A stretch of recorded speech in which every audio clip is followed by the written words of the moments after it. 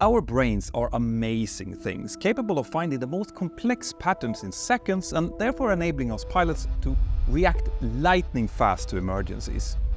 But we're also susceptible to making serious mistakes, and once we start going down the wrong rabbit hole, it can be really hard to realize that. That's what the pilots of today's story is about to find out, as they find themselves with a stricken aircraft above the pitch-black Pacific Ocean. Stay tuned. Actually, I'm in the 1.7, 40, 30, 20, 10. The story of Transair Flight 810 took place in the early morning of July 2nd, 2021. But for this story to make sense, we have to start with a brief overview of the company and the pilots involved. Transair was owned by Rhodes Aviation, which was based out of Honolulu, Hawaii in the United States. Their primary business was doing freight flights between the Hawaiian Islands, meaning that the flights were typically very short and often flown during nighttime. At the time of the accident, Rhodes Aviation had a total of 230 employees, of which 24 were pilots, meaning that it was a close-knit pilot group where the pilots knew each other well, and this will come to play an important role in this story. The aircraft involved was a 45-year-old Boeing 737-200 Advanced, which had initially been built for Pacific Western Airlines as a passenger aircraft, but then it had gone through a cargo conversion. After that, it was flown a few years in Malaysia as a freighter before it was brought over to Transair in 2015 as the fifth Boeing 737-200 in their fleet. Like I mentioned before, the flights tended to be very short between the islands, so both the aircraft and the fitted engines were working really hard, with a lot of cycles being flown. One engine cycle is between the start and the shutdown of the engine. This also meant that the maintenance requirements was high for this type of aircraft, and Rhodes Aviation had been struggling a bit to find enough personnel and managers to oversee and properly perform all of their maintenance work. The engines used on the aircraft in this story were two Pratt & Whitney JT8 Delta 9 Alpha low-bypass turbofan engines.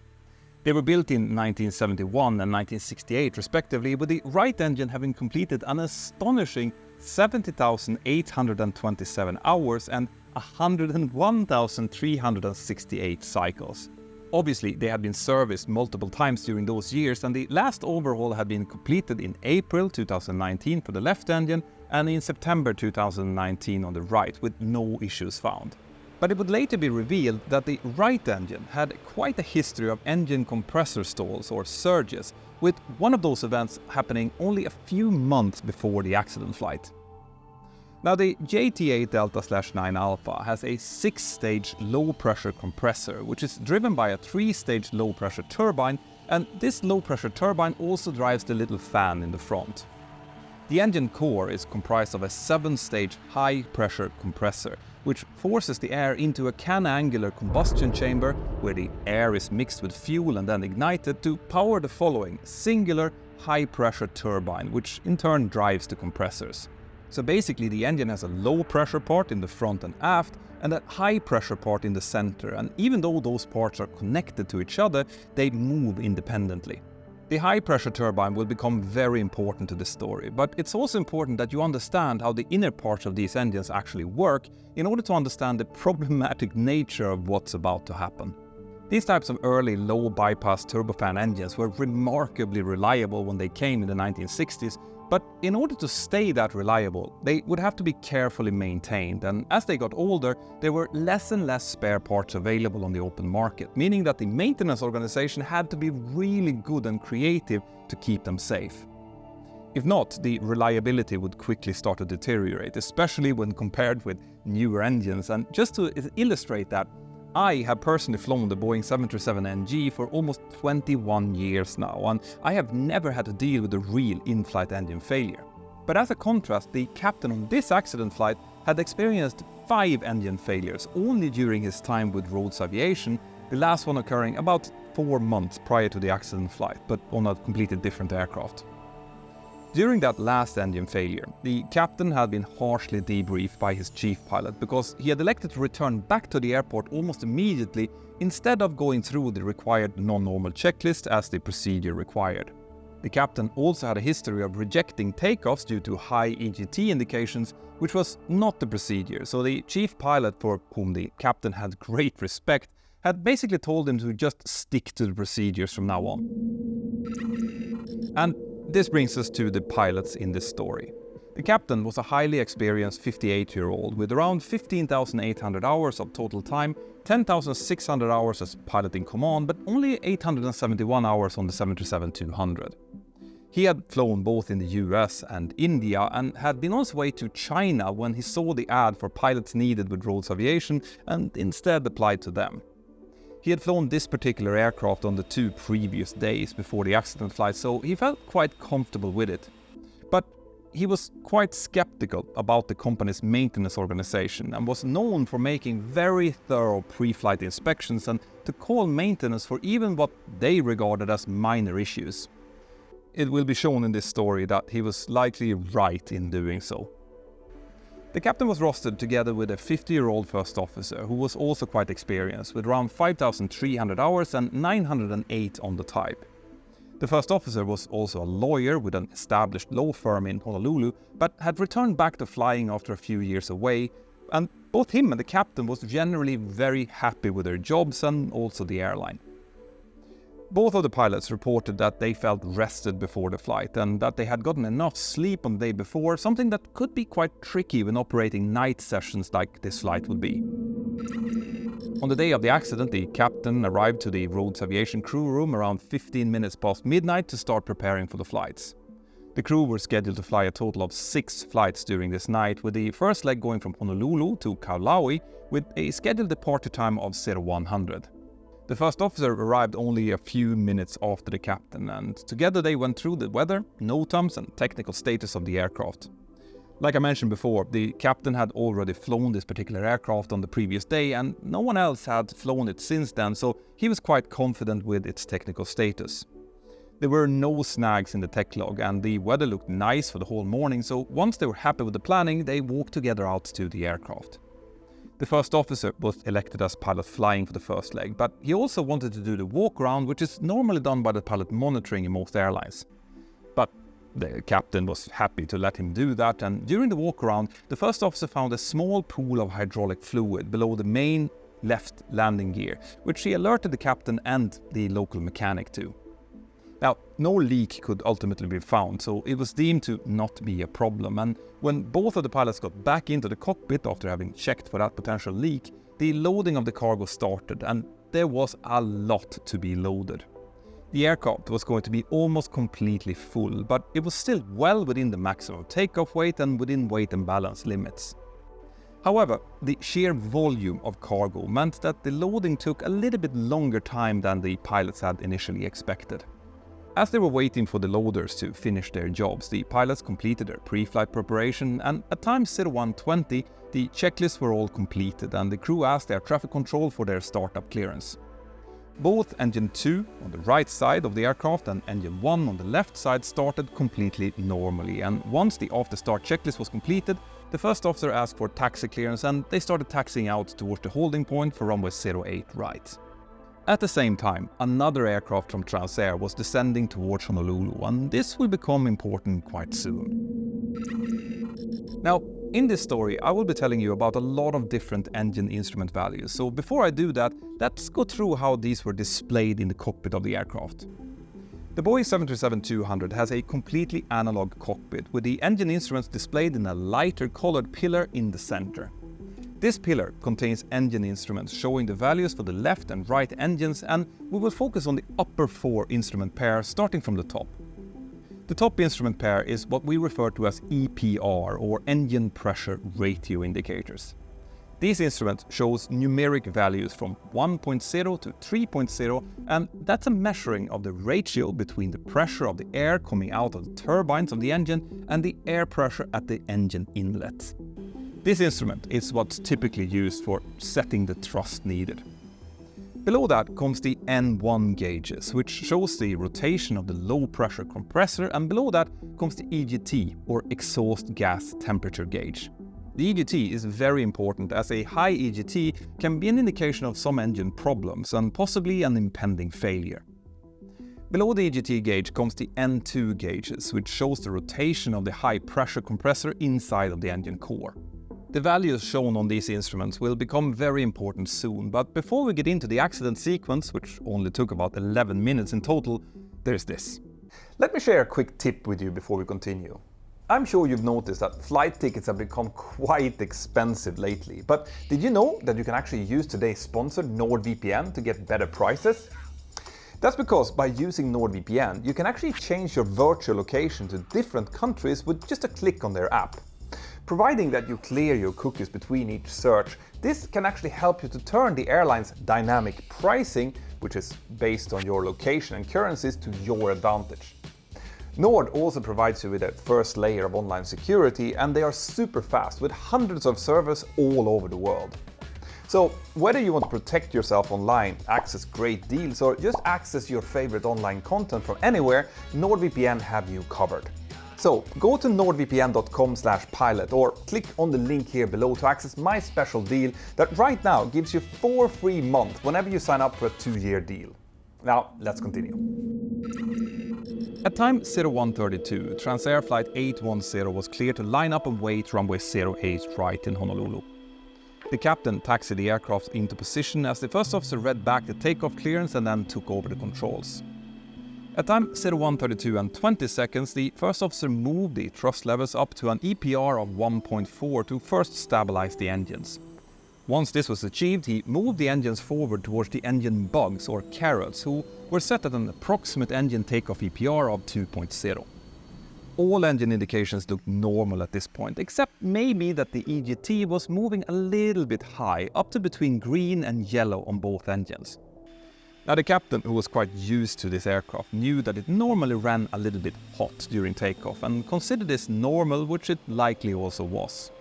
And in any case, remember that he had earlier been reprimanded for rejecting takeoffs for high EGT.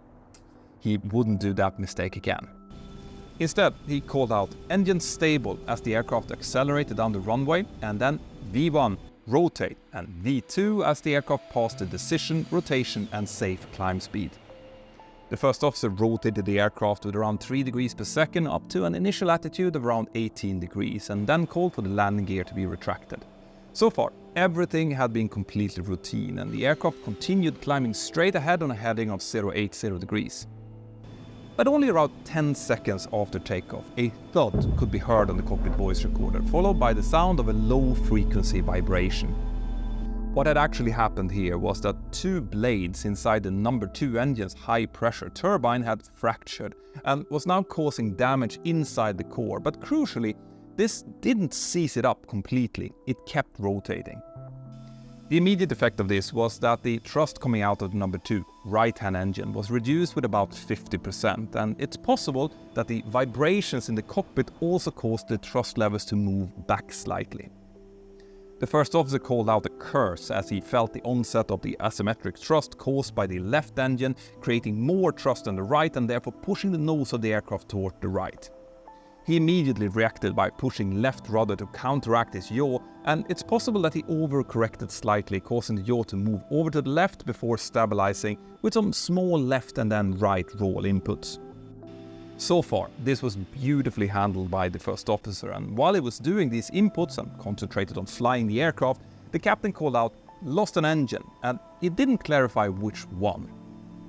Now, the first officer thought that he had heard a thud from the left side of the aircraft, but he wasn't completely sure at this point. The speed was now around 155 knots, and the aircraft was climbing away nicely. When they passed about 900 feet, the first officer pitched the nose down slightly to start accelerating it in order to enable the flaps to be retracted, all according to the procedure. At time 0124 and 22 seconds, that's about 30 seconds into this emergency, the captain called out, "I'll give you flaps up," and retracted the flaps from 5 to 1 and then to up. After this, he reached over to reduce the thrust on both engines to something known as max continuous thrust. As the name suggests, that's the thrust setting that the engines are designed to be able to maintain continuously, whilst takeoff thrust is only allowed for a maximum of 5 minutes. The EPR was reduced from 1.96 to 1.91 on the left engine, whilst the right engine, engine number 2, was only producing 1.43 EPR with the thrust lever in the exact same position. Now, the captain started to look closer at the indications and told the first officer, "You've lost number 1. No, it's number 2. According to the Rhodes aviation procedures, at this point, the first officer who was still pilot flying should have engaged the autopilot and taken over the radios. Meanwhile, the pilot monitoring, which was the captain in this case, should have concentrated on clearly identifying the failure, confirming it with the first officer, and then deciding if there were memory items which needed to be performed. Memory items are actions who needs to be handled expeditiously in case of, for example, an engine severe damage, fire or separation. But that discussion was never really held, and the first officer never engaged the autopilot and therefore never took the radios either. These were the first major holes in the Swiss cheese model being crossed in this accident sequence. Because instead of concentrating on the procedure, which was designed to direct the pilots to aviate, navigate and then communicate, the captain now started trying to notify ATC of their problems. Unfortunately, his transmission was likely mixed with the transmission from another Transair aircraft who had just joined the frequency, which meant that this initial emergency call was not understood by the air traffic controller. The controller instead thought that the initial call was just a standard check-in, so she started issuing a slight right turn for them to join the planned airway, Victor 2. She repeated this clearance once and then did a radio check before finally getting into contact with the captain and receiving the notification of their engine failure. As these initial radio transmissions were going on, the captain told the first officer to level off at 2,000 feet, which was above the minimum safety altitude and also above the 1,500 feet traffic circuit altitude for the airport. The captain thought that this would be a good, safe altitude to maintain without disrupting inbound traffic, and the first officer agreed to this. But it was also a quite low altitude and close to the altitude that they were already climbing through. The controller, who had previously cleared the other Transair aircraft, Rhodes Express Flight 809, for a visual approach, now told that aircraft to break off their approach and to turn on to a heading of 240 degrees to let the emergency traffic land ahead of them. Unfortunately, the captain of the accident aircraft, which had a very similar call sign, Rhodes Express 810, thought that this clearance was for him and he read it back, which had to be corrected by the controller. She now cleared Flight 810 for a visual approach and to turn back towards the airport when ready.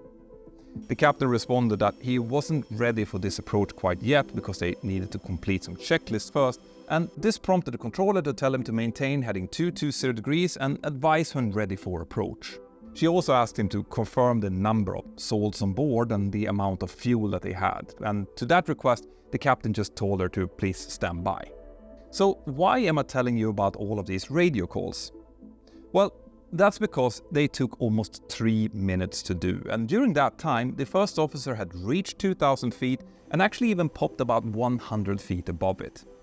When he leveled off, the aircraft quickly accelerated to around 250 knots, and this prompted him to reduce the thrust to try and decelerate back to the suggested engine out speed of 220 knots. But the problem was that the first officer now reduced both thrust levels back to close to idle in order to achieve this deceleration. Now, to be clear, this was the correct thing to do by the first officer. Before the failed engine has been properly identified, both thrust levels should be moved together to avoid making misidentification mistakes. But the problem here is that if both engines are moved back to idle, almost all of the normal identification signs of a failed engine disappears. For example, the asymmetric thrust will no longer be there, which is the most easy way to identify the failed engine. We normally say dead foot, dead engine, meaning that the foot that is not needed to press a rudder pedal shows which engine has failed.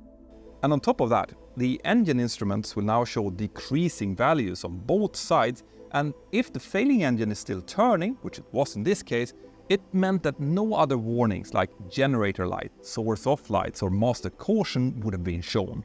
Remember, this was a 1960 design, so there were no digital checklists or indications of what the failure actually was. The pilots would have to figure that out all by themselves. So when the captain now finally stopped talking to ATC, he was now faced with a set of engine indications that would have been very different from what he was looking at before during the climb. that didn't need to be so bad. He would have likely remembered what he had seen before, and he had kind of already identified engine number 2 as the faulty one. But now came the next breach of procedure, and with that, the next hole in Dr. Reason's Swiss cheese model. You see, the captain had decided that since the first officer had handled the engine failure up until this point, he was likely becoming quite tired in his left leg. And that's because during an engine failure, you only press with one leg, and we avoid trimming away that pressure until we level off to get the right rudder trim set. This constant pressure can actually become quite tiring and sometimes even lead to cramps, and the captain was aware of this and really wanted to help. So instead of continuing the fault isolation procedure and starting the engine failure shutdown checklist, the captain now took over the controls from the first officer and instead asked him to continue with the procedure. The aircraft had now decelerated back to 224 knots and also, by mistake, descended down to about 1690 feet. When he saw that, the captain stated, "Let's trim this aircraft up to 2000 feet," and started climbing the aircraft, which, with both engines still at idle, meant that he now started decelerating rather quickly. A couple of seconds later, the captain, who was now in control, said, "Let's see what is the problem. What's going on with the gauges?" He also added, "Who has the EGT?" likely realizing for the first time that the indications now looked drastically different than they had before. The first officer responded, "It looks like number 1, to which the captain responded, "Number 1 is gone?" And the first officer confirmed and added, "We have number 2. Now you might be wondering, where did he get that from? Well, remember that the first officer had thought that he had heard that thump noise coming from the left-hand side of the aircraft when the failure happened? It is likely that he had since mainly been focusing on controlling the aircraft up until that point and hadn't looked so closely at the engine instruments. The EPR indicators was also now showing a slightly higher EPR on the right engine than the left, 1.12 compared to 1.06, and all of this led to the crew now misidentifying the damaged engine. Now, a quick move of the thrust levers forward would have instantly shown that the left number 1 engine was just sitting at idle and was working perfectly, but there was no procedure for doing a test like that, and the pilots had, in their minds, no reason to do it in any case.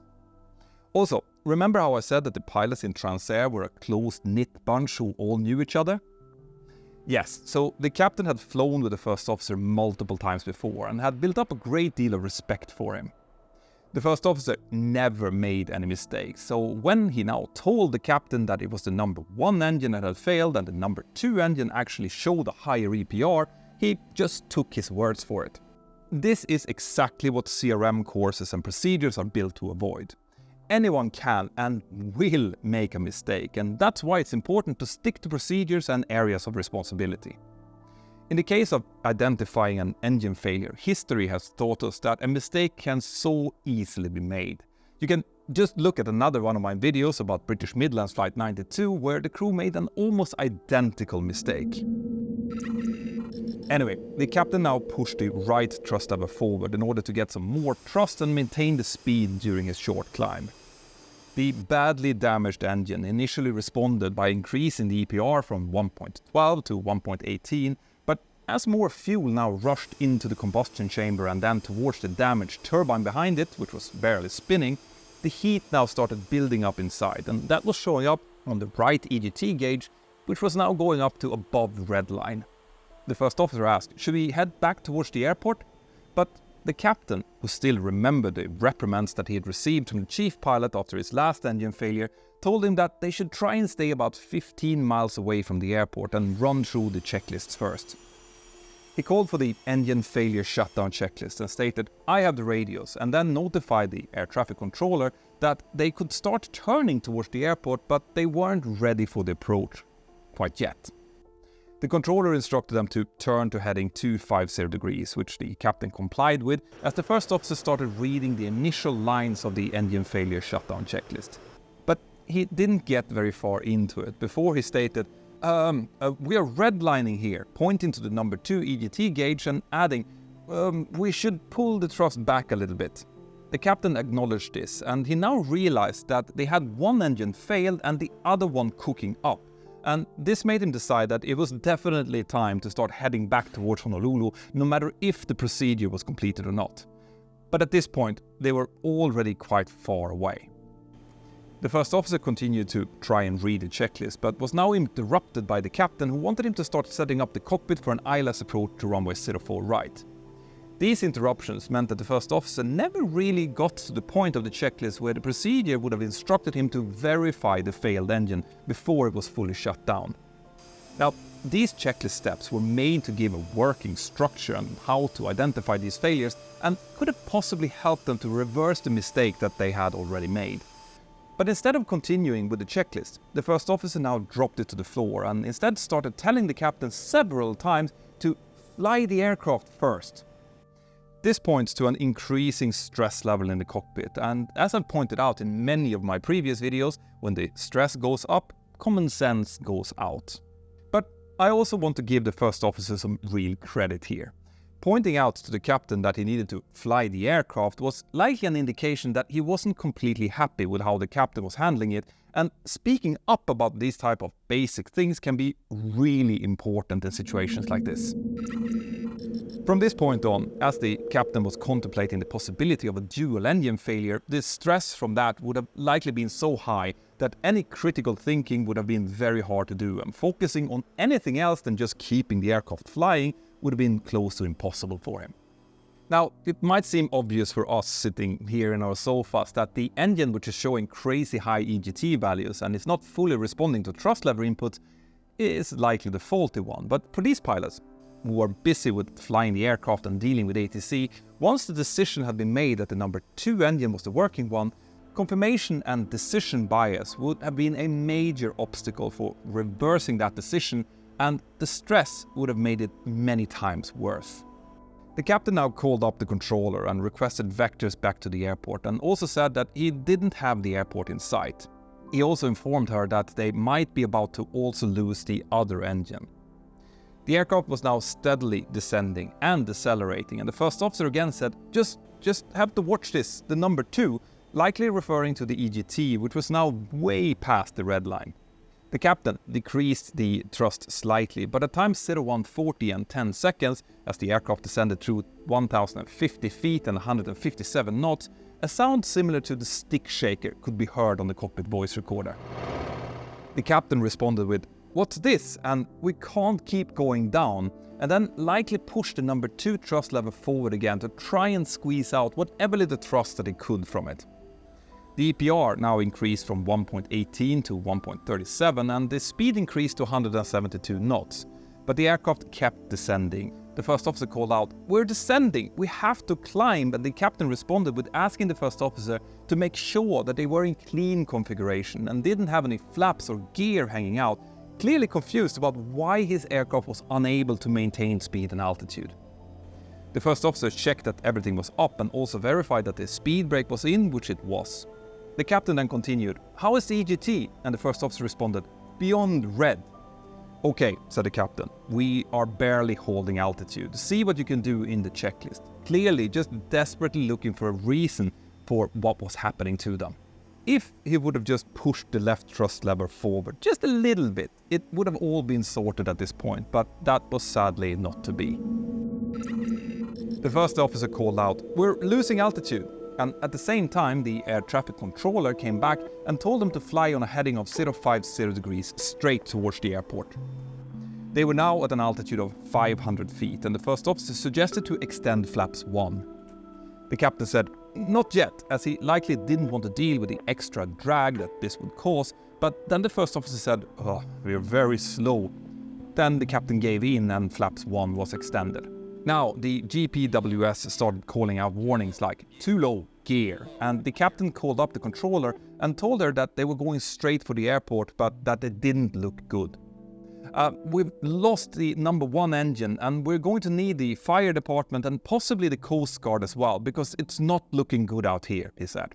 Even though he was now slowly descending down towards the 13 feet waves below, he still had the presence of mind to report that there were 2 people on board, no hazardous material, and that they had fuel for about 2 hours of flight.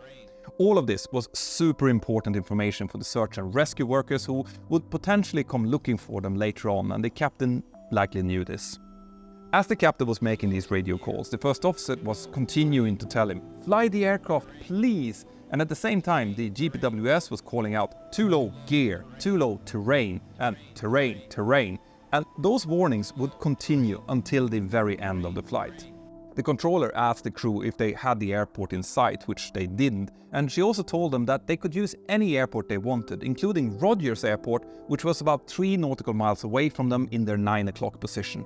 But there was no way that they were going to reach that airport. Instead, the stick shaker now started sounding continuously, and because the aircraft was flying so slow, the nose attitude would have been quite high, which meant that the landing lights would not have been illuminating the water below, making it extremely hard to judge how to perform the ditching. 30 seconds before impact, the captain handed over the controls to the first officer, who was still telling him to fly the aircraft, but there was nothing more that he could do about it. The captain stated, "We will be in the water," as he started seeing the red reflection from the blinking anti-collision light in the waves below them. At time 01:45 and 17 seconds, the aircraft touched down hard in the 13 feet high swells. The forces during touchdown were strong enough to break the aircraft into 2 pieces, with a fracture happening just in front of the wings. The first officer's chair was damaged during the touchdown, causing him to move forward and hit his head on the instrument panel, but fortunately, both pilots were still conscious after the aircraft had come to a complete stop. And to their horror, they could see the waterline rising about halfway up outside of their cockpit windows. They quickly reached over and opened the windows, causing the water to start gushing in, and then they quickly pulled themselves out, but they had no time to reach back behind their seats and grab their life vests. The captain then swam back to the aft part of the aircraft, which was sinking a bit slower than the cockpit, and first he actually re-entered the aft part looking for something to float on. But as he did so, he almost got stuck with its belt in one part of the broken fuselage before he managed to pull himself loose and then swim around to the back, where he climbed up onto the stabilizer. The first officer found a piece of wooden pallet that he could climb aboard, and because the ATC controller had alerted the Coast Guard immediately, they had dispatched both a couple of ships and a helicopter towards the last radar position, meaning that the pilots were found relatively quickly and they were both saved. The investigation started almost immediately, even before the aircraft had been completely salvaged and the flight recorders had been found. Luckily, both pilots had survived with only some injuries, so they could be interviewed fairly rapidly. Now, the interview transcripts are fascinating to read because they really show how convinced both of these pilots were that they had been dealing with a dual engine failure. Now, when it comes to lessons learned from this accident, it's a little bit more tricky than normal because the NTSB didn't issue any recommendations. But from my own experience, the lessons will mainly have to do with human factors and crew resource management, and also how important proper maintenance and government oversight really is. It was found that the engine surges that this aircraft had suffered before on the failed engine had required a boroscope inspection to be performed to look for damages, but this had not been done by Rhodes Aviation. It's completely possible that these engine surges might have led to severe vibrations that could have caused fatigue cracking in the turbine blades, which subsequently ruptured during this flight. And a proper boroscope inspection, which is where you enter with a small camera, would have likely revealed that. But technical failures can, no matter how rare they are, happen, and when they do, it is super important that we pilots deal with them in a structured manner. In this case, if the captain would have waited with communicating with ATC after the initial emergency declaration, he would have had an easier job to identify the failure, as the thrust would have been high on both of the engines. Also, if he would have stayed in his role as pilot monitoring, as the company procedures actually recommended that the captain should do, then he would have been able to just keep working on the failure management that he had already started, and the mistake would possibly been avoided. Because when the first officer was now suddenly given the task to do the failure identification, he used his initial impression of the engine failure as basis of his identification process. And when he did so, both engines were already reduced back to idle, making the identification and his own initial bias much harder to recognize. The fact that the damaged engine still responded slightly to crew input would have been radically different from the engine failures that they would have normally experienced inside of their simulator training, where the damaged engine typically completely flames out, making the initial confirmation bias of the crew even stronger. This is an excellent example of how easy it can be for even experienced and competent pilots to make and continue making serious mistakes if procedures are not properly followed, especially if the stress levels start building up. Now, if you have aviation questions that you want answered, or if you're a nervous flyer, please go to app.mentorpilot.com and try asking it to my trained AI assistant Aidan. And consider sharing his responses on Twitter and tag me. I will give out the prize to the best, most informative question and answer that I see. If you thought that this video was interesting, then you should definitely check out this or this one next. And please consider joining my Patreon crew if you want to support. I've just finished sending out this year's special Patreon gifts, and people have been really thrilled with them. Have an absolutely fantastic day, and I'll see you next time. Bye-bye.